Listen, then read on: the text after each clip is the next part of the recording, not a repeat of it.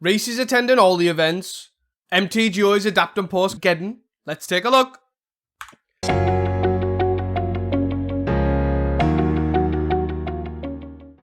Hi guys, welcome back to Casting Commons, the show where we talk and discuss all things Pauper. I am your host Teasdale, and this is my co-host, the unfathomable truths himself, Reese. Hello. That was a mouthful. Before we start, do not forget to rate us 5 stars on Spotify, follow us on Twitter at CastingCommons1 for the most recent Pauper deck lists, and of course, subscribe to us on YouTube. So, pal, how you doing? Good. Yeah, sound. Been to the Scrap King Cup not yesterday, the day before, this weekend, which was really good event. It was their first main Pauper event, and they got, I think, 49 players ended up turning up. One person didn't turn up. So yeah, it was sick. They had coverage of the top table as well, which was really cool. My results were fairly middling. I think I ended up like 20 something. But I think I possibly rolled the worst matchups in the room for playing elves. It was not a room for elves. Let's say it was very hostile. Yeah, I can imagine. Everyone in England's used to people playing against elves. You see, the Italians still haven't adapted. That's what it is. But yeah, pretty sweet. It looked like a cool event. Was checking out the coverage while I was out and about, and it was all seemed like pretty solid, well run event. So yeah, it was really good. Hats off. Kudos to the guys at Tabletop Dominion. So if you're in the area, definitely check them out for sure. So we're just going to cover a Pauper thought this week, with obviously the data being back. That we talked about last week. The replays are back, so that therefore means Kirby's obviously got the data stuff coming, and it's slowly coming in. Obviously, when Kirby usually gets like 1 month or 2 months or whatever, they used to do like a video covering it. So that sort of got me thinking. The thought is, what do we think is going to be the most surprising thing that we're going to see now we have full data again? And that could be anything, like, we're thinking here, looking at the top, that this deck's really good, but actually turns out, there's only one pilot playing it and they're just actually on a tear, like say something like Grixis Affinity way back when Luffy was grinding it or whatever. But just a quick, obviously, talking point, what we're going to think, or what do you think would surprise us? Say we get a month's worth of data and Kirby's like, oh, turns out this deck is actually has the best win rate, sort of thing, or whatever. Yeah, I have a couple. The first sort of linked to what you were saying then about basically one deck being really good but no one playing it. I definitely think that's a Ruby Storm MO. Yeah, I think it's probably one of the better decks in the format. I don't think it's maybe top tier, like Grixis and stuff like that, but I think it's solidly tier 2. But I also just think no one plays it. Yeah. I think it's like 4 people play it, and especially on Magic Online. Yeah. I think there's like 4 pilots. We'll see probably one in the top 8 every week. But it's like 4 people. Yeah. I can definitely see it, but I also find that quite surprising because a lot of people generally do like Storm style decks. And I also consider, for a Storm style deck, I don't actually think it's that click intensive on Magic Online. No, it seems like fairly reasonable to put that on Magic Online, to be fair. Yeah, so maybe that means moving forward we might actually see a lot more of them. I feel like it's sort of just a little boring, though. You reckon? Like, you basically just do the same thing every single game. Yeah, like, there's not as much that, like, Cycle Storm, there's like a lot of different lines. Ruby Storm in particular, like, there's not a lot of diversity to the play experience. You're basically just playing your mana, casting your impulses, and then playing a big threat. Like, you don't really have other ways to play your cards because all your cards just sort of do the same thing. Like, you can't really get into the weenie beatdown game. Like, you've got 10 2/2s, or 10 2Xs. Yeah. Like, you're not winning a game by like like a Cycle Storm alternate win of like casting Horror, the Broken Lands and stuff like that. Like, you're basically just executing your game plan, which is cast impulses, cast looting effects, and add mana and play a big guy. Yeah. I imagine like that. Like obviously that's the thing you sign up for the most part with Storm. Like there's probably like 1 in 100 games they'll first day of class play a bunch of guys and that'll do. Like other than that, it's literally just gonna be 99 games. This is what I'm doing. Yeah, and I'm sort of going for it, which is fair. I think especially with how it plays out, it's like a deck where like. The decks with the removal and cutting the removal because they still want to kill your little guys. So it means that one is just never on. Yeah. Even after Bud. Sure. Sort of the opposite, I guess, to Cycle Storm doing really well, but no one playing it. And I guess not really linked to getting the data, but I think the data will just make it obvious. I think Elf's time in the sun is sort of passing for the moment. I think Elf's downfall is imminent. With after TMNT, Black White Blade is on an absolute tear. We're seeing a lot more of like mid-range control decks. Grixis is back to being the top dog. We're seeing quite a bit of like Skred and Jeskai Ephemerate and stuff starting to crop up like other control decks. That's just bad time for Elves. Yeah. Also, just looking at the data from Kirby, if anyone, you should check this out, where basically Clumps all has a list of every single person who played in the event and what deck they were on, and notes like decks like, this is Mono Blue Terror with this and stuff like that. But they like group it all and then say the winning and loss of the entire day. Throughout the entire weekend, they had a negative record every day for Elves in total. Hey, I haven't even looked at the data. Yeah, and the only day was it Thursday? Yeah, Thursday. It was number one, tied for number one most played deck, which was 7 pilots for Jund and Elves. And it had a 50% win rate, 17 wins, 17 losses. That was the best it did. Still better than Jund as well, with 16 wins and 21 losses, just for reference. But yeah, I think Pauper's obviously quite cyclical, and I think Elves is on the downturn now. Yeah. And then my final one, sort of in tandem with that, I guess, although maybe a slightly different angle. I think Mono Blue Terror is in the same situation, where it doesn't have its good matchups anymore, or its good matchups now are lessened. Black White Blade again is not a good place for Mono Blue to be. Although differently to Elves, I think it'll more just be it will have to shift to either the Mono Blue with Abandoned Attachments and Snacker, or like go fully blue black with Abandoned Attachment, Snacker, Gurmag Angler, Snuff Out. I think to me the thing is like, I know this is gonna sound crazy to say out loud, but like a 1-mana 5/5 with no removal isn't cutting it. That is basically the top and bottom of it, right? Like you need to be interacting at the moment. It seems you need to have some answer to stuff, and I just think that's that to me is like the top reason why, right? The shift to blue black is probably, as we've seen in Geddon, is definitely like a good thing to be at. Snacker gives you game against certain things. It gives you longevity against the control decks, and then you've got removal to deal with stuff. Yeah, I also think a big part of the Mono Blue one in particular, Delver is just not very good at the moment. Snacker's really good, which makes Delver bad, and then Affinity having Utrom and Refurbished Familiar is just making it even worse. Yeah, definitely.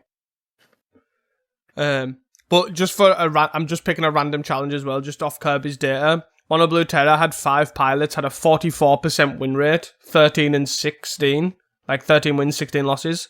Demir Terror had 7 pilots and had 29 wins and 16 losses with a 65% win rate. Yeah. So it's like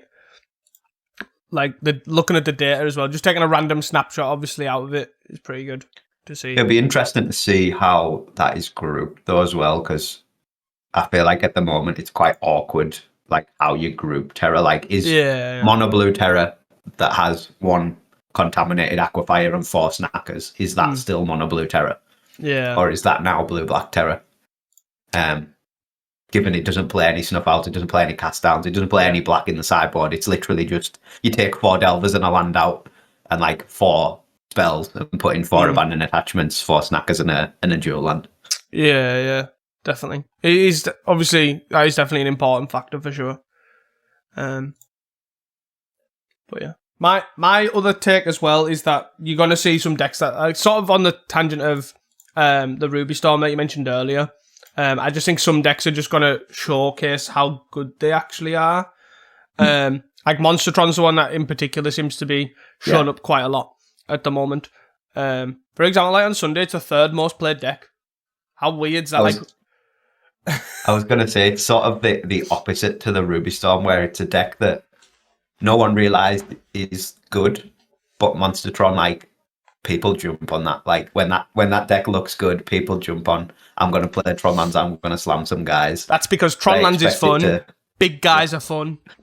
Yeah, I expect that to increase in numbers quite a bit if it gets some good results.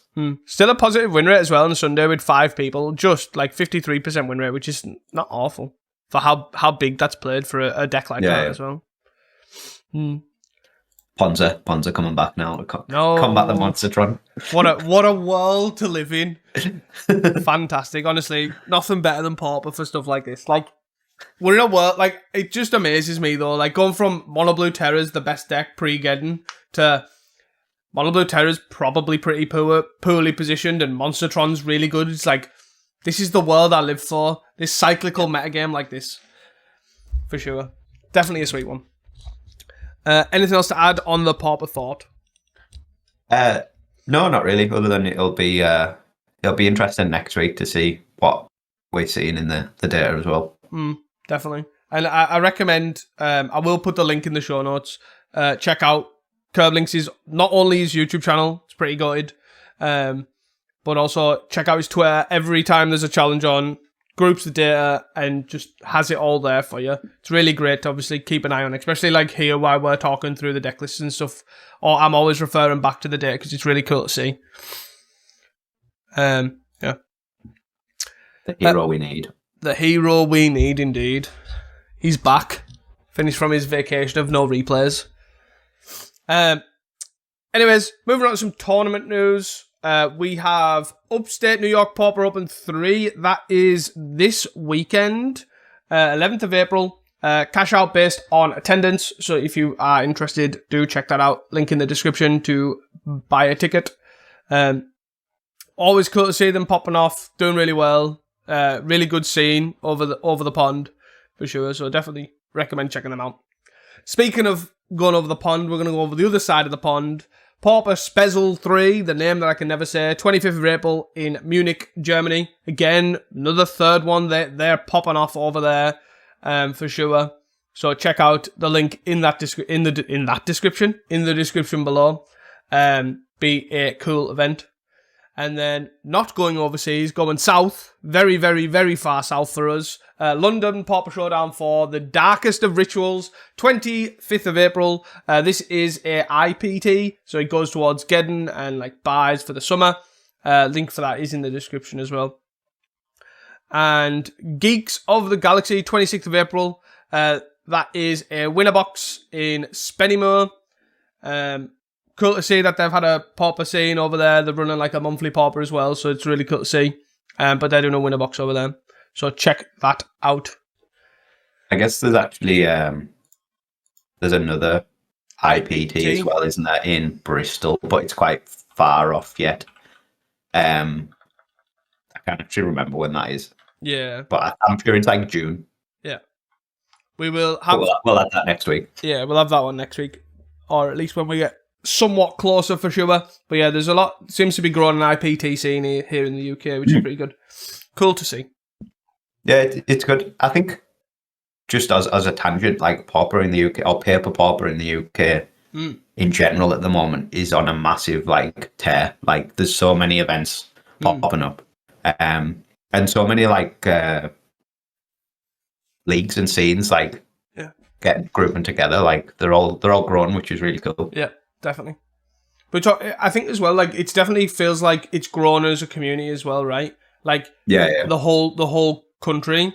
Like there's a lot of times it's like you're keeping up with what other people are doing, and you know people are traveling. Someone I've seen a lot of people say, "Oh, I'm traveling to the UK, I'm going here," and then it's like, "Oh, well, go check out these while you're here. You can play some Pauper." Yeah.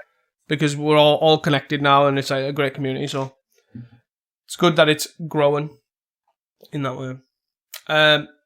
Moving on. Obviously, you touched on it last week, and also this, just to let you know that the data and replays are back. So if you do want to check out your games and stuff like that, you can. Replays are back. It's always a good thing. And I'm going to keep harping on about it until people remember that it is there. Anyways, don't forget to join the Discord, and we will talk some challenges. We've got the 4 challenges to cover this week. So it's pretty exciting stuff. Yeah. So the Thursday the 2nd of April, had 56 players. First place was Boris Moxite. Second place was Rakdos Madness. Third was Elves. Fourth was Mono Blue Terror. Fifth was Blue Black Terror. Sixth was Dredge. Seventh was another copy of Mono Blue Terror. And eighth was the Mono Blue Snacker Terror. And then the 2 near misses, 9th was Jund Wildfire, and 10th was Naya Gates. I guess sort of completely the opposite to what we've just said, with Mono Blue Terror actually doing well and Elves doing well in this challenge. But I think that's basically it for the rest of the week for Mono Blue Terror. But there was quite a was it how many Mono Blue Terrors was there? Was there 3? Yeah. So they were literally, again going off the day, they were the only 3 terrors in this challenge, and all 3 made top 8, which is, I don't know if that's a good thing or a bad thing. Yeah. But I guess the more interesting one is the 8th place, Purgatory's sort of switch to playing Snacker over Delver. Yep. Essentially, just as I said before, it adds 1 contaminated aquifer as a dual land, so you can cast the Snackers if you need to. Mm-hmm. Cuts the 4 Delver for 4 Snacker. Cuts like 2 of the 1-mana counters and 2 Ponders, something like that, for abandoned attachments. I also just really like, to be fair, like abandoned attachments in Mono Blue. Yeah, I do as well. I think it's quite a cool addition. I think I'm sort of at a point with decks as well where obviously Elves feels like it's on a downturn. My other go-to deck would be Mono Blue Terror, which I also feels on a downturn. So I might have to get the abandoned attachments out of the box and get some Snackers out of the box and give this a whirl. Yeah, I can definitely, like I said, like the no removal bit is tough, right? And that's my big selling point on Mono Blue. But adding Snacker and adding that inevitability in that sort of, against, like as you say, the Black White Blades and the Grixis and the heavy removal decks and stuff like that, is definitely a solid one. Yeah, for sure.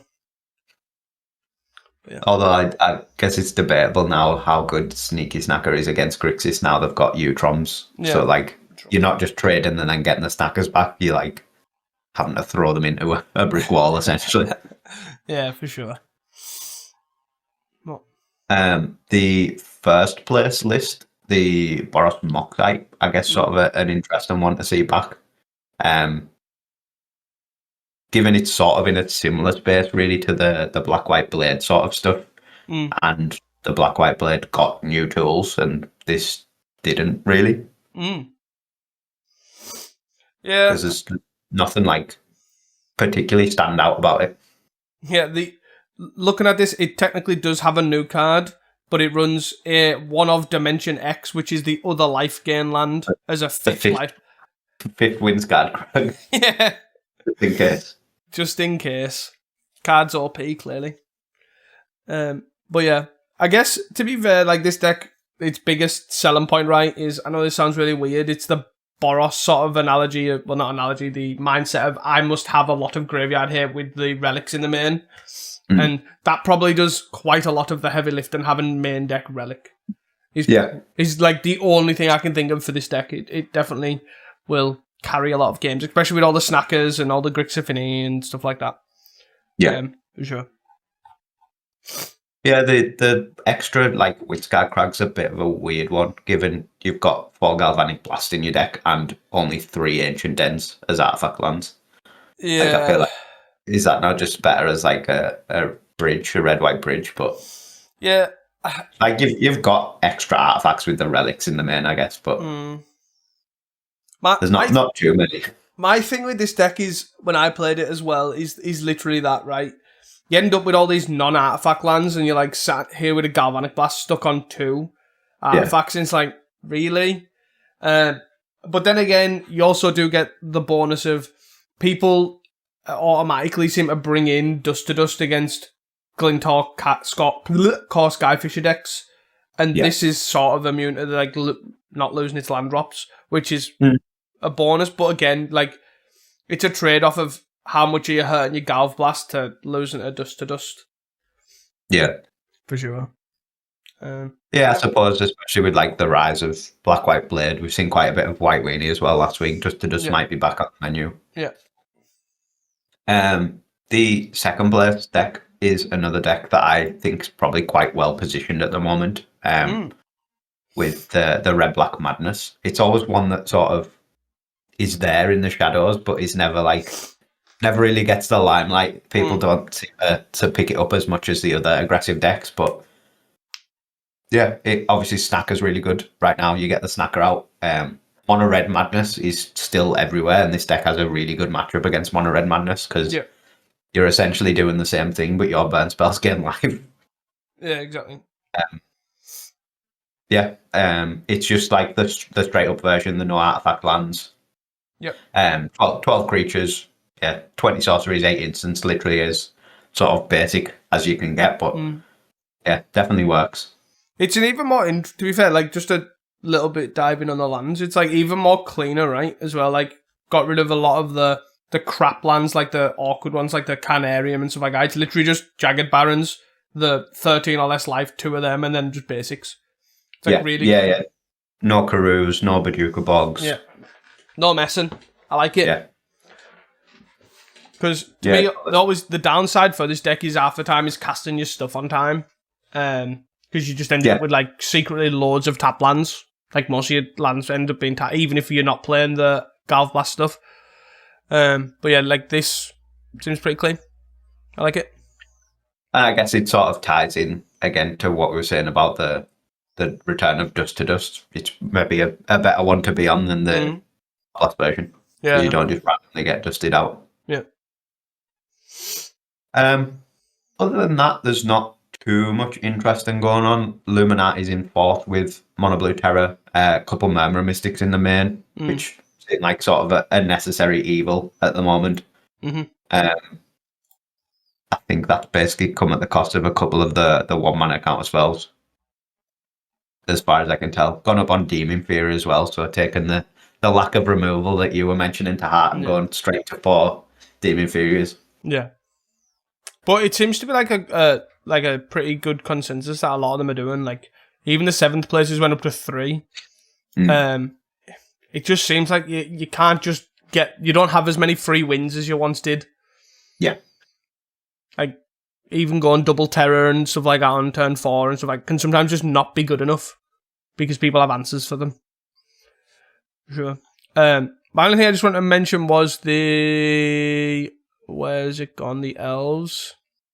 Yeah. They're playing the Lignify tech from Geddon, which is the Italian sort of edition. They've brought this old enchantment back as an extra monstrous emergence, right? Yeah. For those that don't know, it's a tribal enchantment Treefolk aura.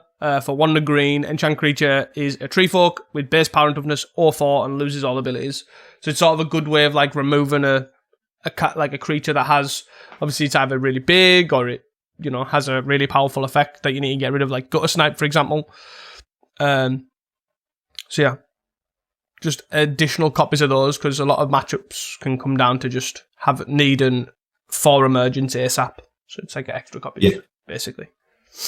Bit of a switch up in the life gain slots as well with 3 Gnaw of the Bones. Quite an interesting one, I guess. I don't know how that changes your sideboard plan against stuff like Madness. Because often you would take like Wineways and Leeds out. But Wineways and Leeds do find the knot of the bone, so I don't know if that now means you want them or you still just do the same plan. Maybe they switch it up a bit as well. Maybe they keep Wineaway in but not Leeds. Right? Yeah, possibly. But interestingly, no inspectors either. Or investigators or whatever it's called. Ugazi. Yeah. Interesting. Which there's not much fear at the moment, so I can see that being sort of a fine cut. But yeah, go on. Yeah, for sure. Nothing really else, right? No. Obviously, there is obviously the Naya Gates, but it's nothing too crazy. Just we've sort of touched on similar. It's got weird numbers, but it's nothing too crazy. I don't think nothing worth shouting about. I don't think. Yeah, I guess the only thing worth mentioning is the red is like a bit random. It's basically for Chrysalis, but then they've put in one Crimson Fleet Commodore into the main as well. And then there's the usual like blasts and stuff in the side, Pyroblast in the side, which the blue-white one has, and Breath Weapon that the blue-white one has anyway. Yep. Happy to move on to Friday. Yeah, the Friday, the 3rd of April, 65 players, so a really good showing for a Friday. Maybe because it was a bank holiday, everyone's off. Hey, good numbers all weekend, to be fair. It's just a bit of foreshadowing. Yeah. First place, Cat Gardens. Second place was FAMS. Third place was Jeskai Scred. Fourth was Heroic. Fifth was Monstertron. Sixth was Jun Wildfire. Seventh was White Weenie. And eighth was Grixis Affinity. And then the two near misses were 2 copies of Blue Black Fair. This is sort of the first example of what I was talking about with the return of just like the mid-rangey control decks that you basically do not want to play elves into, like Jeskai Scred. Something that we haven't seen in quite a while. It's to be fair, touching on that while we are here, it's an interesting sort of take on it now as well. A lot of them have been doing quite well in leagues with it, but essentially they've been cutting the wildfire stuff. And they're just like a full-blown Scred list, which is really cool to see because it seems to just make it a lot cleaner, right? This is one of the decks I played against at the weekend. It felt pretty miserable. It's basically just Jeskai Wildfire, but you don't have the free wins of just nugging their bridge on turn 2 with like a Mass Vandal. So you've got 4 dead cards in your deck, and they've just got a pile of removal. Yep. But yeah, I think I'm coming around to this deck compared to like the Wildfire stuff, right? It's sort of like a similar sort of vein to the Jund Scred as opposed to the Jund Wildfire, right? It's like I just feel like you get a lot cleaner mana. Like you work a lot harder on the mana base, right? So you don't have to have your eight tap lands they must be red for Cleanse and Wildfire. You get, I have less tap lands, so this one's got 6 tap lands and 4 landscapes. And it's basically, right, I need 4 of this colour, and then I'm splashing this one and this one. And it's like, my mana base is now a lot better. Yeah, and as we've sort of touched on previously, like Scred is just really good right now as well. Yeah, for sure. Wait, what is this card? Oh, it's that one. It's the artifact that untaps. Okay. The runner 1 of Bender's Water Skin, which is a 3-mana rock that untaps during other players' untap steps. So it's like it's sort of like a 3 mana effectively in your turn. Interesting. Yeah, it's also got like a weird Holy Day in the sideboard with Ethereal Haze. Not sure why. Like, why is that one? I don't think that Arcane has any relevance. But also, why Holy Day? Is Holy Day playable? It's a weird one, right? Because it's prevent damage will be dealt by creatures this time, so that prevents Crackland, I guess. Oh, I guess actually it prevents got a snipe, right? Yes. That you have to like. I guess if you that if they play a spell with a gutter sniping player, put the trigger on the stack, you respond by killing the gutter sniper, and they respond by casting another spell. You can then ethereal haze. Yeah. To prevent the 2 pings off the gutter snipe. Yeah. Which is quite cool. You're still going to take obviously the burn spells, I guess, but you were taking them anyways. Yeah. In a roundabout way. Well, unless you play strands instead. It's an interesting one. I'm not sure how good that is, but it's certainly interesting. Random one of wildfire in the sideboard as well. Just I guess as like a anti-Tron. This is where we've come from. Didn't like its Monstertron matchup. Was like, that's why I've got them things. I'll add one back in. Sure, I guess. To be fair, I imagine the Monstertron matchup can be pretty tough. If they literally just turn free Tron and start just jamming guys into yeah, they haven't got much hard removal very early on. Takes a while for the squids to turn on, right? Sure. But quite an interesting challenge, really, with the just like massive control top 3 and then heroic in 4. Sort of just the heroic we have been seeing. Slightly more normal numbers with just 4 aerialists, 4 trailblazer, 4 skyguard. Not really trying much new. Still got the homestead courage. Still got the guide and voice for the yip and the airbending lesson in the side. And on the remote farm, I guess, is the main thing, which we've spoke about previously, but it's like a way to basically play a turn 2 Skyguard or Aerialist with a spell backup, because you've got a land drop for that turn as well. Yeah, it's pretty good, to be fair. I really like the remote farm sort of builds, and I like the look of this list. It seems a lot more cleaner and a lot more focused on what it wants to do. So, 3 death speakers back in the sideboard as well, which seems pretty reasonable right now. There's a lot of stuff out. There's a lot of cast downs. Yep. Gardens still out there. Yeah.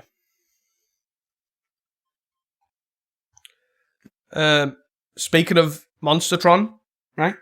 And also the name at the start of the show.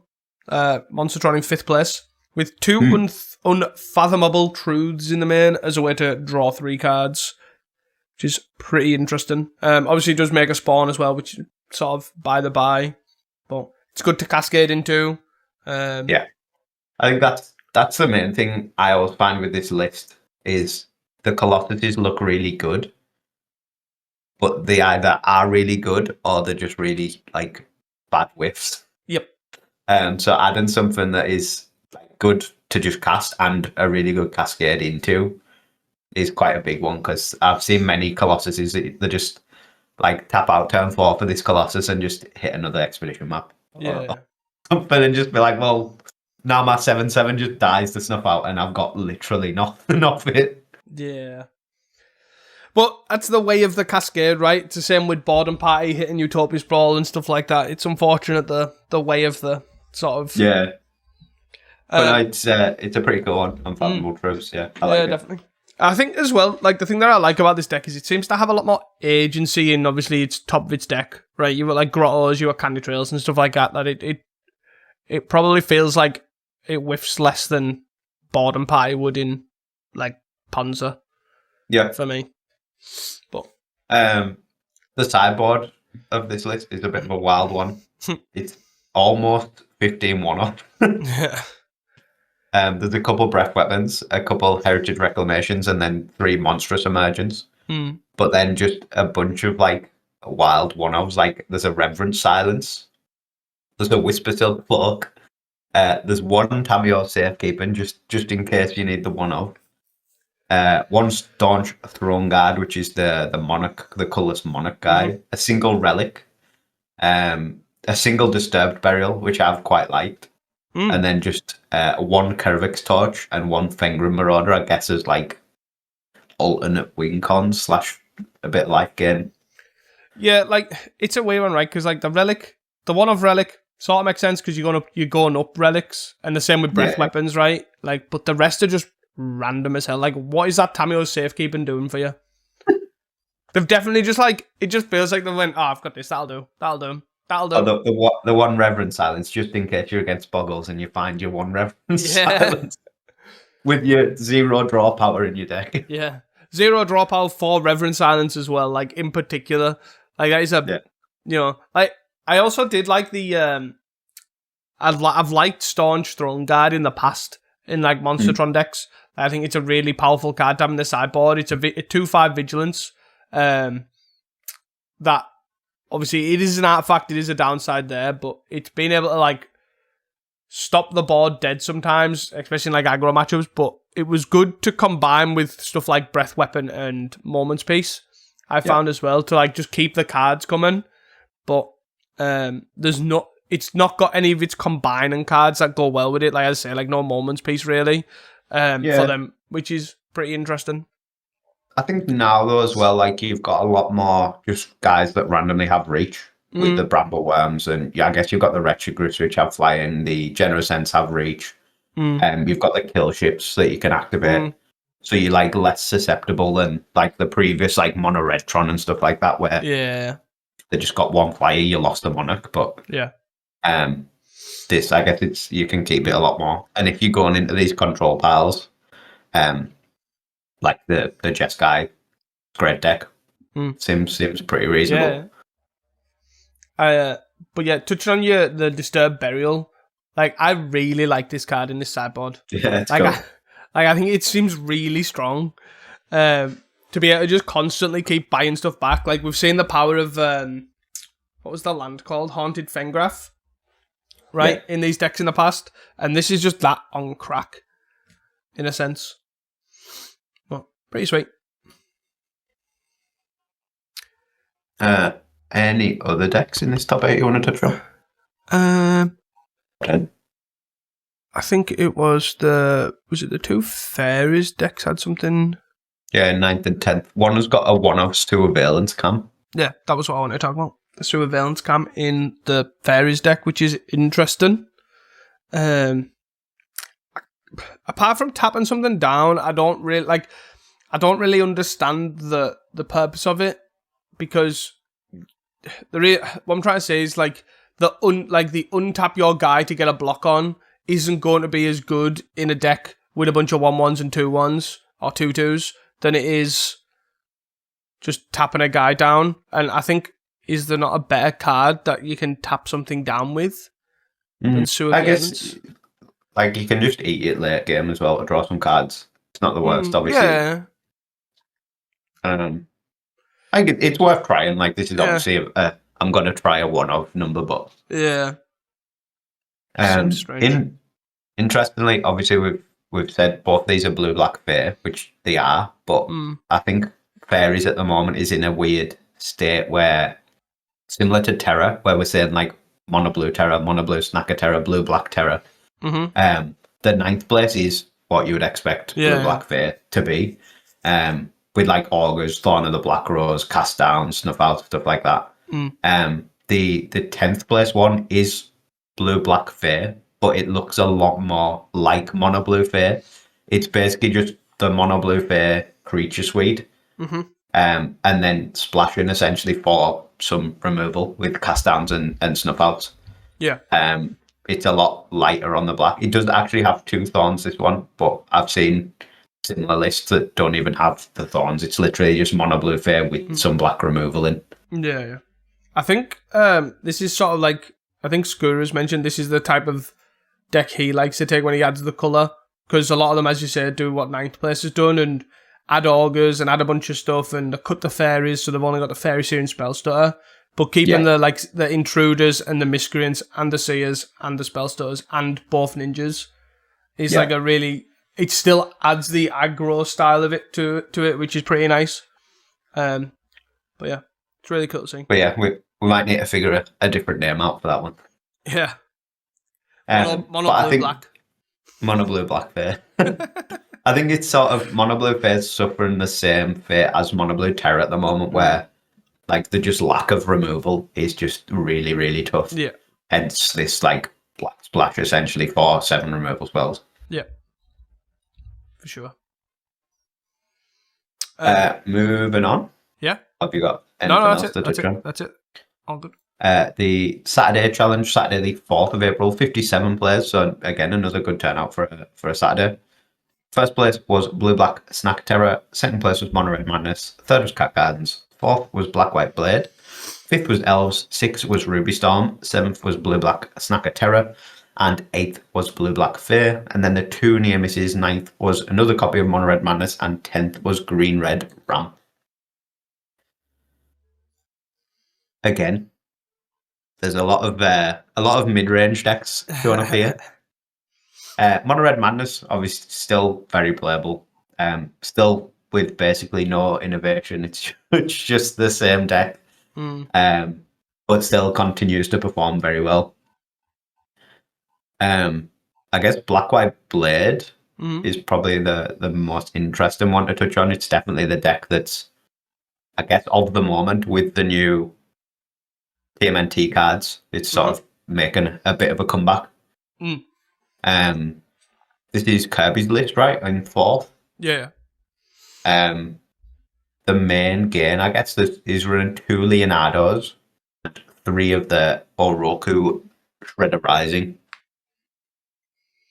which is quite cool. Yeah, I really like the like we thought. Obviously, when spoiler season was out, like we mentioned, obviously Oroku in Black White Blade. As a way to be a Ninja of the Deep Hours, essentially, for a deck that doesn't have access to Ninja of the Deep Hours. And Core Skyfisher Glinthawk seems like the perfect place for these, right? You know, they're pretty good at getting in. You know, they give you value anyways, so it's good, and it's good that it's doing work here. Finally, right? I think an even better thing in this deck, in particular for the sneak stuff, is just Refurbished Familiar. Like, the amount of times this deck can cast Refurbished Familiar in one turn is ridiculous. Yeah. And it's definitely sort of accentuating the Modern Horizons 3 like power level. Like, we know it's there, but then when you cast Refurb three times in the same turn, you're just like what is this? Yeah, definitely. For sure. But apart from that, there's nothing too out the ordinary going on. Just the 8 Glinthawk Core Skyfisher effects, 4 Refurb, 4 Raven as like the early 1-mana guy, 3 Shredders, 1 Mukatoi Ambusher, which is a fun of, I guess. It's not the worst guy. Bit of life gain, and then 2 Leonardos. Yeah, I think the interesting thing for me is the amount of, like, not many artifacts that aren't, like, basically this list looks like it's I'm going to bounce Refurb, as you said, and then it's got the other stuff just in case. Like, so it's only running 8 artifacts that are not creatures. It's running the 2 Baubles, the 4 Lembus, and the 2 Titan Blades as the stuff to bounce. So it's like, it's mainly going to be, I'm going to bounce Refurb, or I guess I'll bounce Lembus to do like a synth sort of impression. Which is pretty interesting to me, to be honest. Because obviously a lot of the power seems to be, I would say, like, obviously Titan Blade and Grim Bauble can just carry games sometimes. So it's surprising that they're in such low numbers, but I guess obviously you need to have the creature count for Leonardo, and you need to have all these sneak stuff in there to obviously to return stuff, so they've got to be cut somewhere, I guess. The 6th place, Ruby Storm. Obviously, I said we'll see a Ruby Storm once a week. Here's our 1 Ruby Storm of the week. I would say this is basically the stock Ruby Storm list at this point, right? It's been pretty well developed. Main sort of standout new things from the previous versions. There's 2 of it's Leyline Weaver on Magic Online, but it's like Spider Manifestation in paper. Yeah, that's like the 9th and 10th mana reducer. Obviously not as good as Familiar or the Goblin, but works really well with like your Pirate's Pillage and your Caesar Storms and your big scores. As like a bit of an extra guy. He has to stay in play a turn, which is not ideal, but you don't have another option. So if you want 10 mana guys, that's what you've got. other than that, the only other thing that I think is sort of a bit of a new standout is the, what do you call him? Revelation, Electric Revelation, the 3-mana discard a card, draw 2 with flashback. Yeah, just that it's slightly worse than the other 4-mana ones, but again, it's sort of the same thing as the Leyline Weaver. You want 10. This is the next best one, I guess. Yeah. I've seen, like, obviously this is sort of, it's a bit fine, isn't it? I think there's nothing too crazy going. I don't know if I would just run more Ren's Resolves, though, but I guess obviously it has flashback, but yeah, it's fine. Nothing too crazy, is it?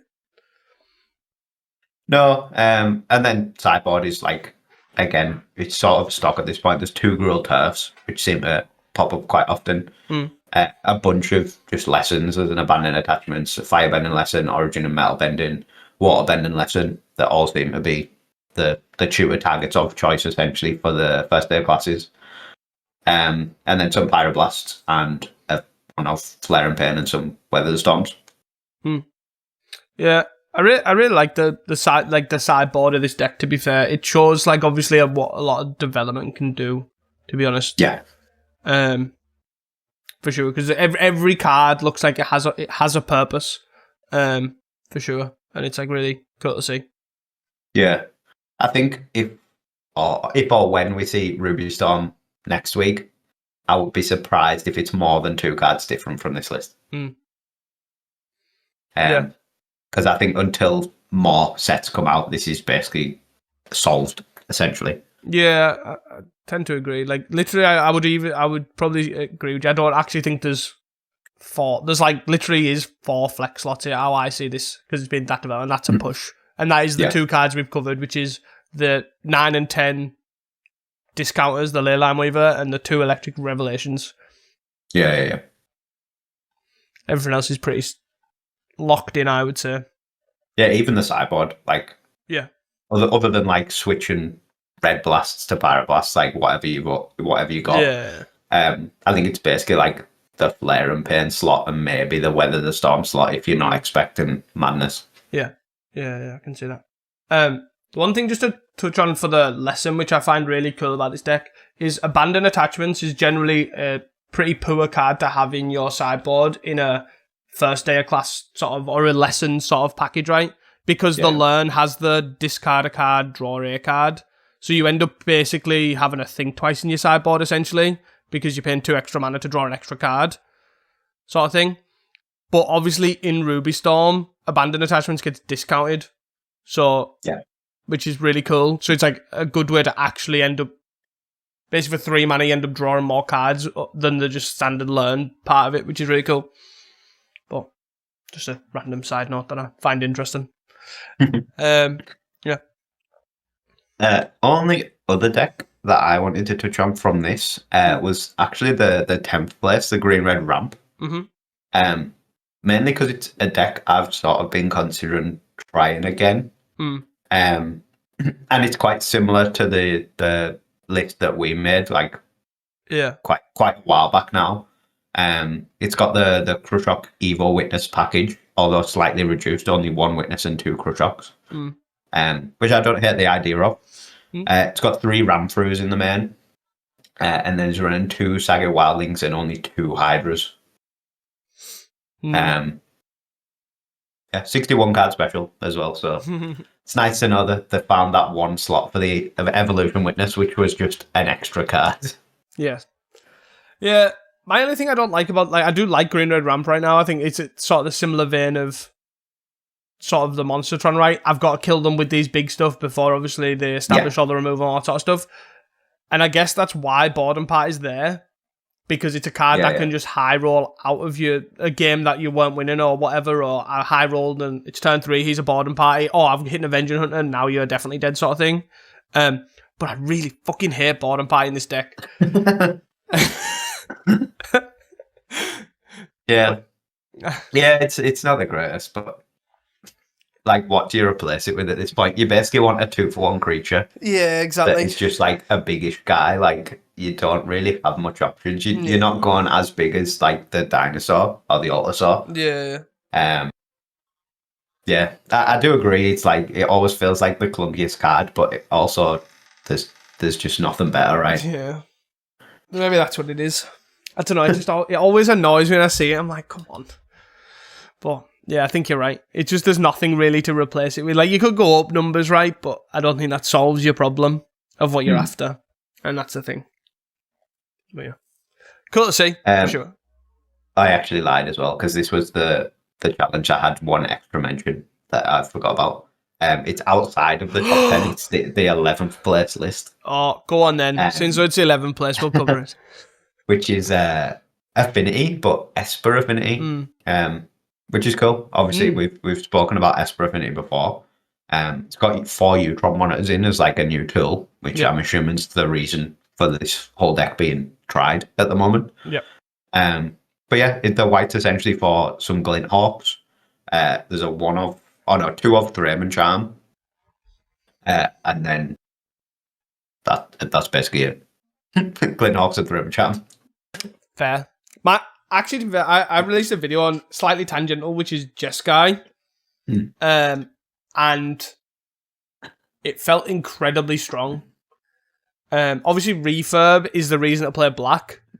The biggest sell is the Blood Fountain and the Refurb, right, for black. So it's pretty interesting that obviously you've basically got that compared to obviously the red for essentially, I think it was Galv Blast. Yeah. But I also Galv Blast and sideboard cards. Yeah, Galv Blast and sideboard cards. But yeah, I wouldn't be surprised if putting or Jeskai Affinitying this version of the deck, because there's a couple of white cards that they're missing, like the Leo and a couple of Inspectors as well. Yeah.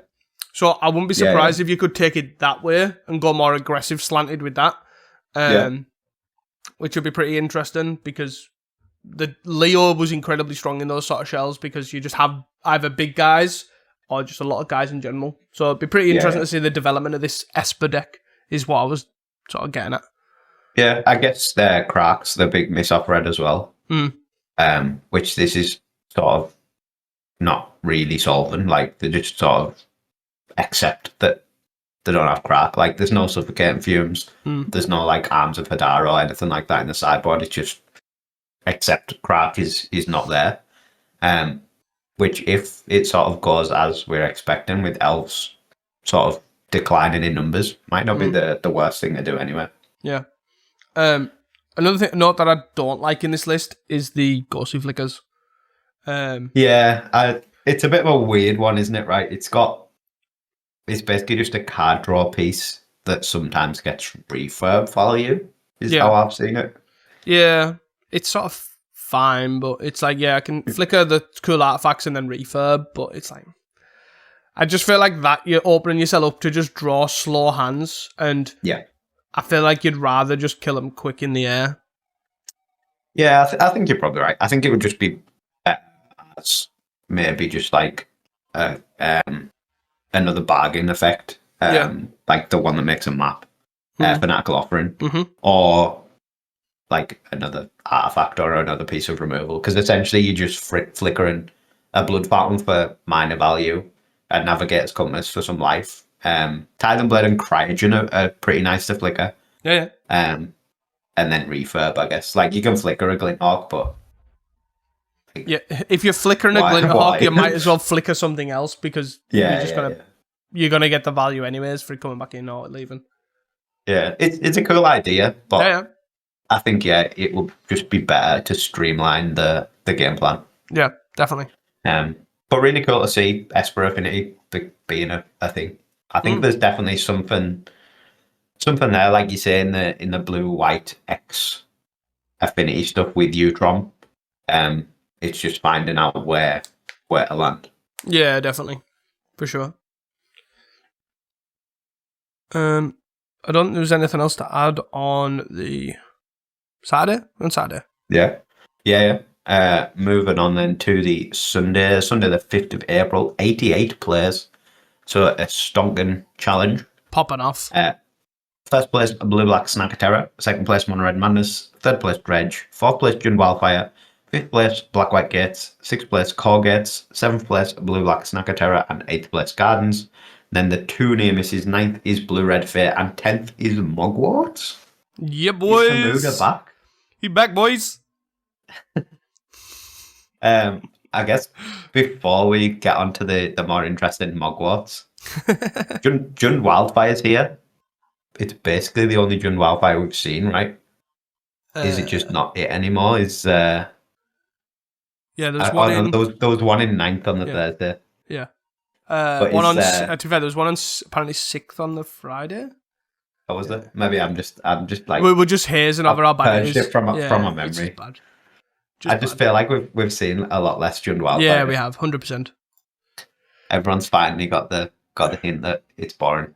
And bad. The ticks. I'm bad. Don't forget bad. It's the 4 Vampiric Link one, which is the sort of funniest one, but yeah, otherwise nothing exciting going on. No. It's pretty boring. Are we supposed to talk about Mugworts? Are we supposed to talk about Mugworts now? I've got nothing to say. I didn't have anything prepared. I feel cool then. Yeah, but no, it's cool to see. Hamuda rocking Mugworts again. Nothing, actually, to be fair, in all honesty, nothing too crazy for me anyways. There's none, but I don't know if anyone's been keeping up on Mugworts or where it's at or anything like that. It's the biggest change, to be honest, is the 4 Boil and Rock prison, right?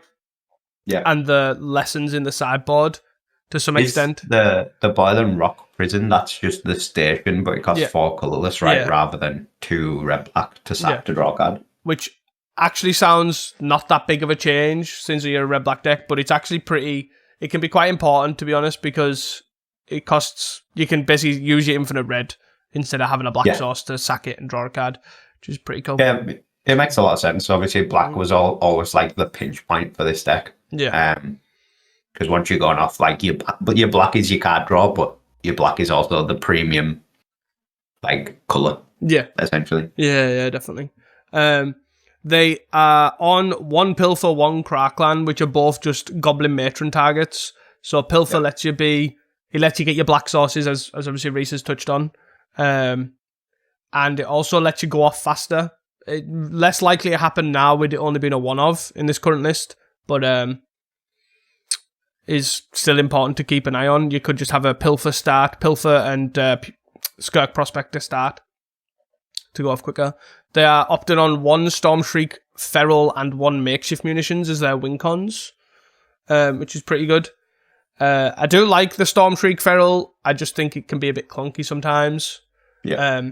It has the Flush Out effect, which is a sorcery omen, discard a card, draw 2 cards, for those that don't know. So it can, if you don't need it as a win con or it's too early or whatever, you can just discard draw 2 and shuffle it back into your deck until you've found it later on. There's nothing, as I say, nothing too nuts. They opted for 3 Toxins, which is probably a state of the meta game, I guess.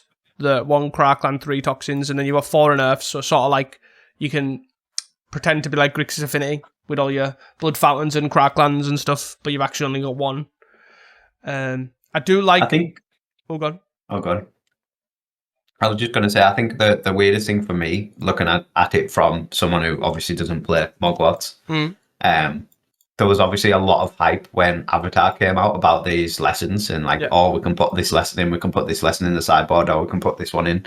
And like people were like showing sideboards with like 5 different lessons in that you could get with first day of class. Yeah. And we've ended up, there's just 2 Introduction to Prophecy, which was the normal lesson that you played anyway. Yeah. And then a single Origin of Metal Bending, which is the green one, right? That gives Indestructible. Yeah. And also destroys an artifact, Okay. And that's it. Yeah. There's no other lessons. Yeah. All these like Avatar hype. And it was literally 1 spell. I think it's an interesting place to be, right? Because there is more that's useful, but a lot of the time it's the sideboard slots for the rest of the stuff, right? I think the thing for me is the deck has that many inherent weaknesses because it's a graveyard combo, a creature combo. Do you know what I mean? It has a lot of interaction points where everything's a 1/1 and stuff like that. Like, you can try to have like the 10 lesson sideboards to try and beat every iteration. And sometimes you've just got to accept that you can't, because you're going to lose agency, right, with losing the sideboard slots. And Origin is good enough because it deals with two problems. You can destroy an artifact and enchantment, so you can stop some X1 hit with makeshift munitions. You can destroy relics and spell bombs, and it's also a protection spell. It is green, so you do require green, and the only way in their list for green is the Pilferer. Correct me if I'm wrong. Yeah, I mean, it looks like that to me. Yeah. So, bit of a weird one. Which is a bit, well, it's very awkward, obviously, to be honest. But I'm assuming that's why the one-of's still there. But it's a solid one. Like, Origin of Metalbending stops you needing Mass Vandal, which was a previous card people have main decked as a way to deal with it, because you discard it and then you unearthed it and then you sacked itself to... You sacked the Mass Vandal in response to the trigger, so you didn't have to actually lose a creature. You can eat the Mass Vandal to its own ability, which was a thing that they used. But you kind of get the free sort of, I have access to this all the time with my 4 first aid classes, which is, pretty cool. I personally do think you probably want something else in here, sideboard-wise, like maybe at least a firebending lesson, but nothing too crazy other than that.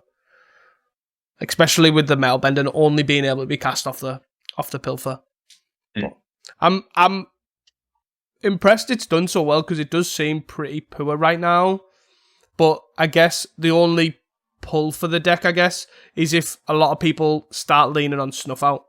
I think that's where this deck shines, is if people rely on Snuff Out, you can a lot of the time have so much interaction or play to it that you can get around like the less amount of interaction, if you know what I mean. But yeah, pretty cool. Yeah, happy to see it. Very cool to see you back. Obviously cool to see Hamurda back as well. Definitely. Any other decks from the Sunday you want to touch on? I guess it feels to me like we've already touched on most of them in the other challenges. Like there's nothing really that standout-ish. Yeah, no, nothing too crazy to talk about. I guess maybe the ninth, like the blue-red fair. Although they're not trying too much new. It's basically just the blue-red Scred shell, but obviously with fair package instead of terror.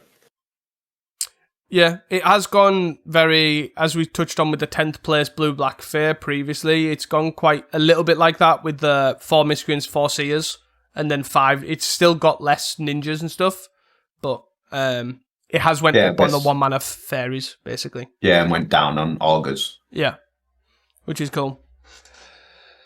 And I think, to be fair, that sort of logic should be tested, to be fair. I really like the testing the norms of, blue-red needs to run augur in this. I really like the idea of, let's make it more aggressive and do this and stuff like that. It's a really cool way to go about it. My only last thing I want to touch on as potentially final comments on the Sunday is the first place list. Even if you have a bad list, you can still win a challenge, and the reason it's a bad list, it has the incorrect number of abandoned attachments. The blue-black. The blue-black terror list only has 1 abandoned attachments, which is the wrong number. Yeah. It is a strange one.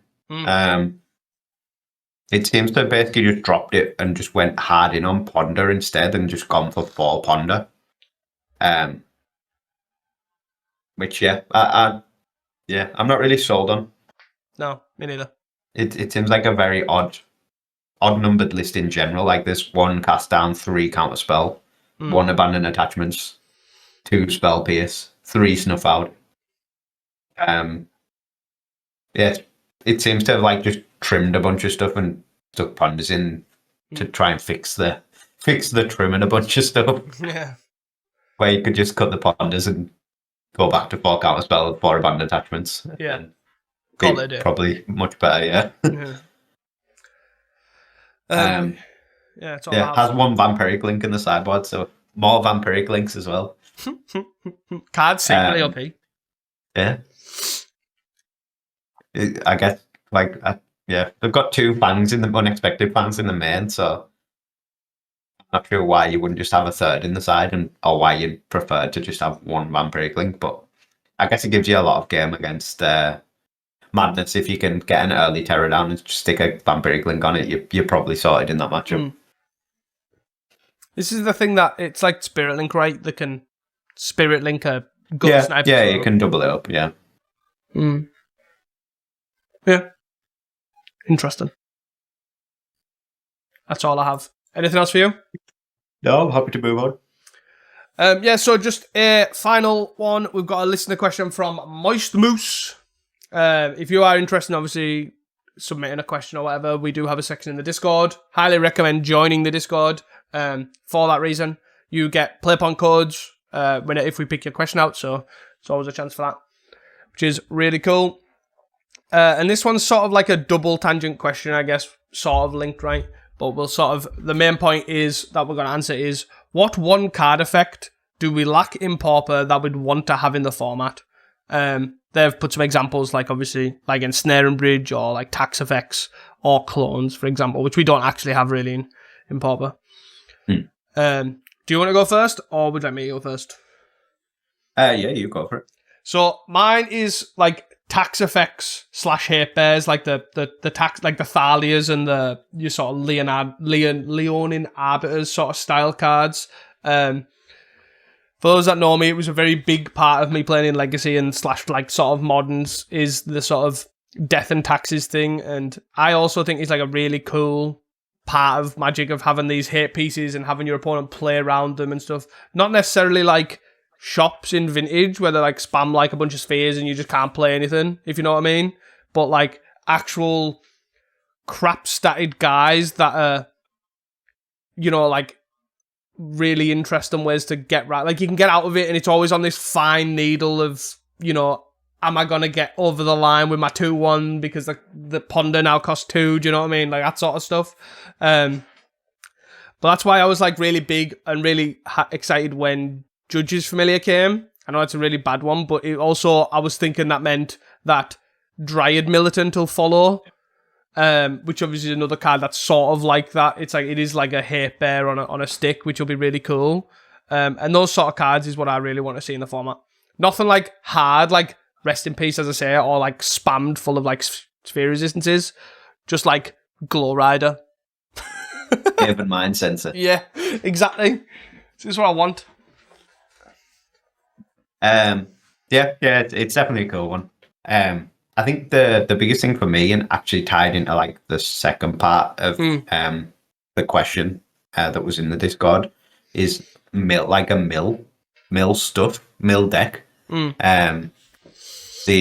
From like Modern and Legacy, it's the crabs essentially are the main misses, the Hedron Crab and the Rune Crab, but also just like a big mill spell, like a 2-mana mill 10 or a 3-mana mill till you hit X lands, or X mana cost or whatever the one is in Modern now. I also remember like Mind Funeral as like an uncommon from Alara Reborn. It was like 3-mana mill till they hit 4 lands. But it's definitely a non-zero number of people that have said to me, "Oh, I want to get Pauper. Is there a mill deck?" Yeah. And I'm just like, well, no, not really. Like, there's no support for it. There's like Jace's Erasure, but it's so bad. Yeah. And then like your best mill multiple cards is like 1-mana mill 5, and it's like that's all you've got really. Like, there's not a lot of support for it at all.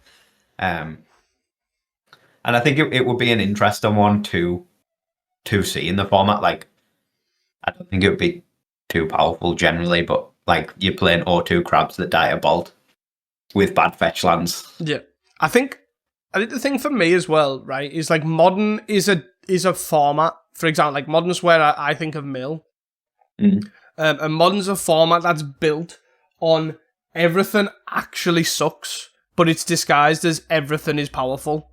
If that makes sense. So, like, usually, like, Modern decks are, like, hindered on this one card or this 1 to 2 card interaction that's really strong, but the rest of the deck is the glue to make you find those 2 cards or use those 2 cards. And Mill seems really strong in that format because not only is the Mill, like, I say, it's quite strong, but it crumbles their entire logic of that, is how I see the format. So like I say, like if you see Amulet Titan, if you don't see Amulet or Titan, your deck sucks. Yeah.